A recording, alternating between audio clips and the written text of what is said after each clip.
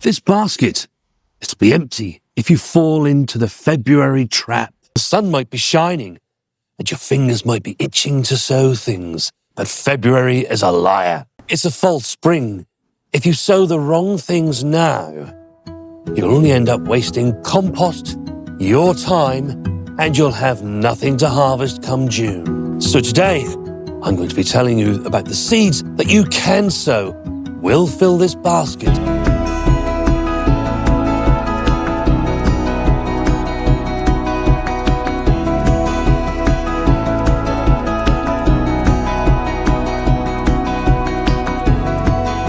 Hello and welcome back to the New Dig Norfolk Gardener.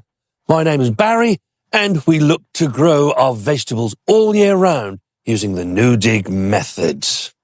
Now, we've all been caught out by the false spring, myself and Mrs. W included. But answer me in the comments below. What's the one thing that you have sown before that's caught you out? For us, it was some tomatoes.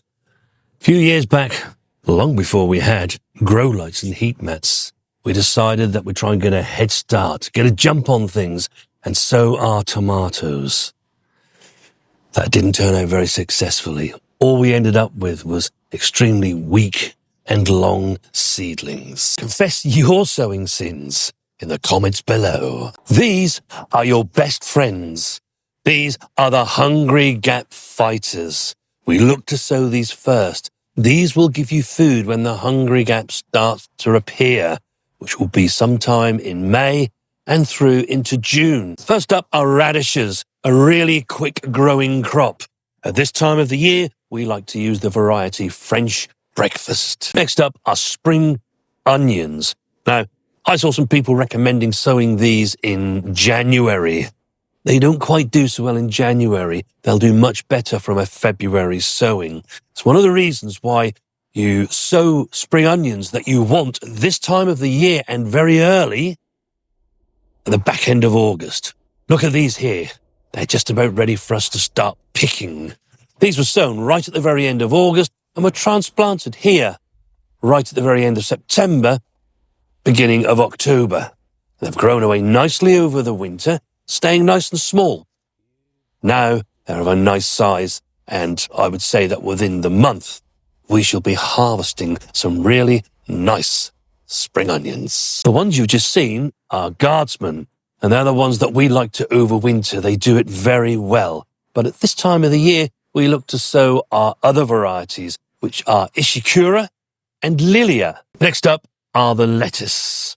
Now you can see here that our Winter Density and Arctic King, they're still going, but they are starting to come towards their end. We're picking leaves off them every time we want them. But we now need to sow some more. It's not quite time yet to sow the ones that you'll have in late spring and early summer because the days are still cold. So you still want to be sowing things like your Winter Density and the Wild Rocket Tricia we talked about and the mixed salad leaves.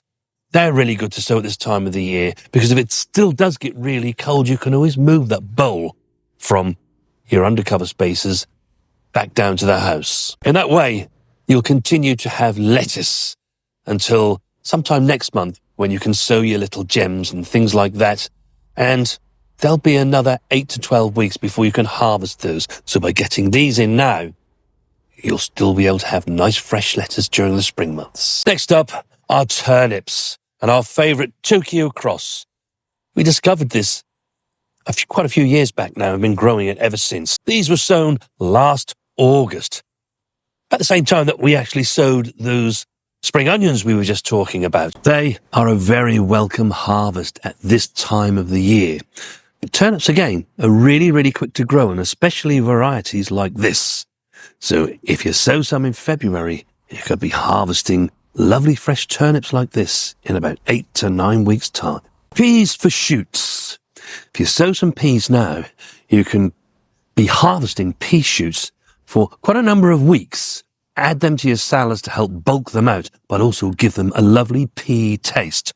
Now, we always grow the variety Alderman. Doesn't matter whether we're growing it for the peas we want to eat or the pea shoots.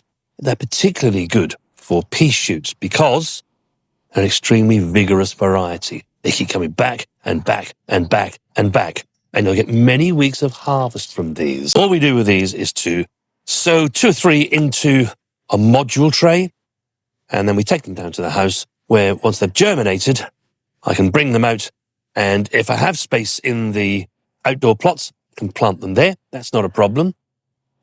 Moreover, for us these days, we pop them into the polytunnel as space becomes available. Onto the heavy hitters now. These are going to give us some amazing harvest from June onwards. We're going to start with the Brassicas, and we're looking at some more pak Choi first up, the variety Yushu. You can see here that actually that multi-sow where there's 2 or 3 in them have done really well. We can just pick leaves as and when we want them. But they've been in here for some time now, so we need to get the next ones underway so that as they start to break down and look to produce a flower stalk, we have something to replace them with. And we've found that this variety, Yushu, this bolts the least on us. So we can actually have these in our plots for most of the year. It's just the very hottest part of the year, around about June, July and August, where it can still be liable to bolt. The rest of the year, sow this. Cauliflower. Now, the cauliflower that we choose to grow at this time of the year is a variety called Skipper. You can see Mrs. W's out here harvesting some of these. This picture was taken, I think, last July. Cabbages. At this time of the year, the variety for us is Primo, or Golden Acre, it's sometimes known as. When I was a boy and I used to watch my father grow cabbages, it would be known simply as Primo cabbage. And what an amazing summer cabbage it is. Not only is it great to eat as a standalone vegetable, but Mrs. W swears by it for her coleslaws. Also from the Brassica family, we certainly wouldn't be without Calabrese. The variety Marathon is the variety that we use, and it gives us plenty of harvest from June all the way through to November. Also in February, you can be sowing your kohlrabi. We have great success with this, and although it's a really unusual looking plant, there is much that you can do with it. I've seen Mrs. W actually add that into her coleslaws. It can be used in that way if you're waiting for cabbages to still be ready. And it's a great standalone vegetable, and it's really good to use in your stews and casseroles. A lot of people think you sow the shallots in January when you sow your onions, but no, February is a much better time to be sowing your shallots. They don't have quite such a long growing season as onions, but they will harvest around about the same time, sometime in July and early August. We tried this variety Figaro last year, but I can tell you that what we do always look to sow is a variety called Zebrun. Now, I'm waiting for those to be delivered, hence why I'm not showing you that seed packet. But by far, we find that shallot the best one to sow from seed. Next up is bulb fennel. A sowing of these in February will give you harvest in June. Beetroot. February is the time that we sow our beetroot. We always sow the variety Bolt Hardy, also the golden burpees. We like that too. Both of them are multi-sown. You only want about 2 or 3 seeds within each cell, because there could be in one little cluster, there could be several seeds. So don't just put a load of those what look like corky things into your cells. Just 2 or 3. Then you won't have to do too much thinning if plenty of them actually germinate. Then in that way, they can be transplanted sometime in March, and in June, you'll have a wonderful harvest of beetroot. Growing your own, of course, you can decide, you can choose what size you want them to be to enjoy. Like most things in the summer months, we like to enjoy them quite small, young. You could be sowing some spinach. Now, we look to overwinter our spinach. I find it's more economical like that because it grows really from August all the way through to the following May or June when it wants to rise to flower. But If you didn't do that, you can be sowing some now, and it's a good idea to sow it in February so that you do get quite a good harvest season, because it will look to flower from late May and into June. To flavour all of the wonderful things that you're going to be growing and then cooking, you can be sowing some parsley, some coriander and some dill, as well as growing our amazing vegetables in our veg patch. We also like it to look nice, to attract pollinators, and of course, have some wonderful scent. We do that by actually planting some flowers. The flowers that you can be sowing during February are any of the ones that we talked about last month. They can still be sown now and will still give a really good display. You can also this month add lupins and cosmos. But one tip, I would actually, and I will be, leaving off sowing our cosmos until either right at the very end of the month or even into March.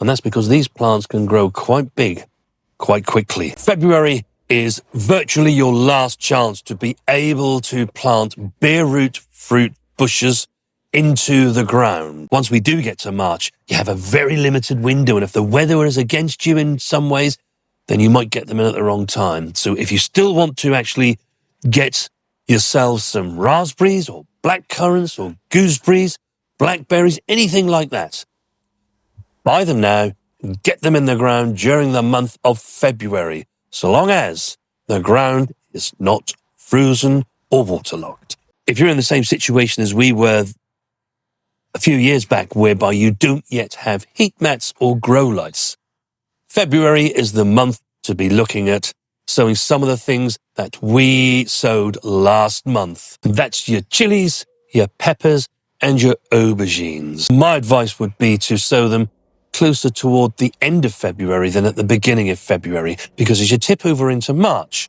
the light levels will be much kinder to those sowings. You can still be sowing your onions. In fact, February is a favourite time for a lot of people to be sowing their onion seed. Don't let the false spring fool you. If you pick your battles and sow the right seeds at the right time, this basket is going to be very full come June. Our seed sowing calendar has all the right dates in order that you can win your battles. There's a link in the description. We've got several of these to pick and to enjoy today. All that is made possible because we have really healthy soil using the no-dig method. As I always say, healthy soil equals healthy plants that give you big harvests. If you like this video, then do leave us a thumbs up. And do make sure you are subscribed, then you won't miss any of the videos that we upload. Had some amazing comments on our last video and some that are really, really helpful. So do always make sure that you do scan the comments, because our viewers, you as our viewers, you leave us lots of comments, and people that are new to our channel, they can scan those comments and get the information that they want. You can see here that most things have actually germinated and they're doing really well in this simple, basic setup. If you want to know exactly what that setup is, watch this video next.